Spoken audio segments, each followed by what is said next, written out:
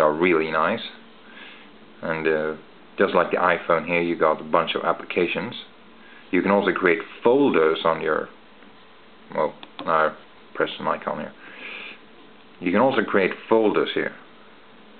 If I take here, folder, click, damn it. Then here you can, what you want to have in there, you got like all contacts, you got new folders, like that. And you can just pull stuff into it. And this is how you remove stuff.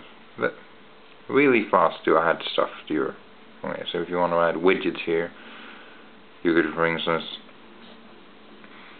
we have this default weather widget. You got big one, smaller one, really small one, take big one, rolling weather.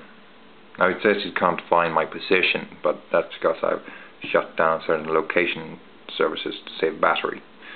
So anyway, that's the music, and the iPhone does win on that initial load up speed when it has to check the SD card, or I think it does anyway, but subsequent load ups and the fact you have widgets, you have shortcuts, I think the winner is the HTC Legend in this regard. And next I'd like to talk about batteries and battery consumption. Now the iPhone, of course, a smartphone like this, it's all, what uses the most battery is the screen. You cannot avoid that.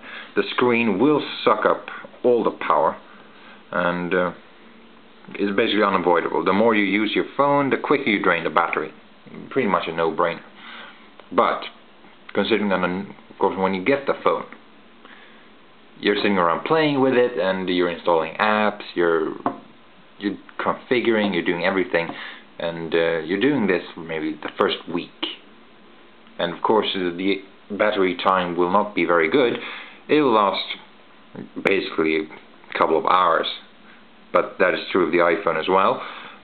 But I found also that default settings, the battery will drain rather quickly, mostly because of excessive syncing, and that's kind of a problem they both have in common. So I'm just going to go into settings here to show you a nifty thing. You can go here about the phone, I can go here battery, and you see the current battery, but I can go in here, choose battery usage. It also shows how long time since I charged it and stuff like that. But if you go in here, you can actually see what applications, or what, and here you see the screen also, basically what applications and different processes have been using the battery, which application is responsible for your crappy battery time. Then here you can see a program called Buddy Runner, which is a GPS tracker I use when I run. That has used 46% of the battery that has been consumed, and I've got about 60% left, so basically it used around 18%. And you see the screen is responsible for 29% of that consumption, so pretty much. And you have here standby mode is 13%. You can click on that as well. And basically quite nifty.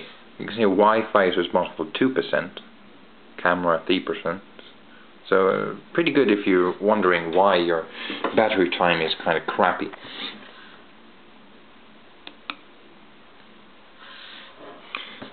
Right. But as I said, default settings will drain your battery pretty quickly, basically because it'll sync your Gmail account. Now the problem with Gmail account, if I go into settings again, if I go back to accounts and synchronization, now you see I have a couple of accounts here. Bottom is the weather, that's default. I have two Google accounts, one for Google Apps and one standard. And here I have Facebook, which I don't actively use. It was good for syncing the first time because you loaded up some nice pictures for your contacts if you didn't have that already, and your contact list looks a lot more nicer. But basically, inside here, when a Google account, you can choose to synchronize your contacts, your Gmail, your calendar, but it will only synchronize that with push. And if you're familiar with that, it means it doesn't mean that the phone doesn't use the battery or anything while no email is there to download. It actually means that it continually asks the server if there is new mail, and it will drain your battery quite quickly and basically put you down at 24 hours tops. That's in case you don't use the screen. And you can only sync Google accounts through push, or manually, of course. But that's kind of crappy, because I wanted it to sync basically once an hour, and that's what I've been doing.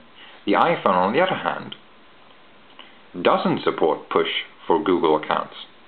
Well, it doesn't really support the Google account in that regard either, but because you have to trick it by using Exchange to get your contacts and your calendar, and that supports push, of course.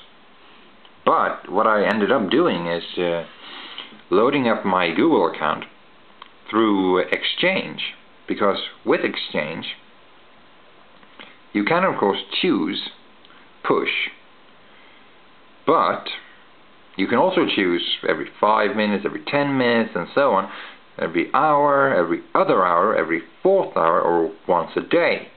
And I just found once an hour is what I've been used to on the iPhone, and it's good enough for me. It's just a lot better. It uses a lot less battery, and quite good. Also, you don't have to sync your contacts and your calendar every bloody 5 minutes, because they probably haven't changed in that time. Probably won't change once a week. So I mean, that's battery. So take a look at auto syncing for your accounts if you want to maximize your battery time. But so with that, I've been able to, so you can see it's at 56%, and that is almost, yeah, a couple of 2 hours or something until it's 24 hours since I charged it, basically. So and I've been using it. I'm using GPS and everything. So 48 hours, properly configured, no problem. And I think that's pretty decent.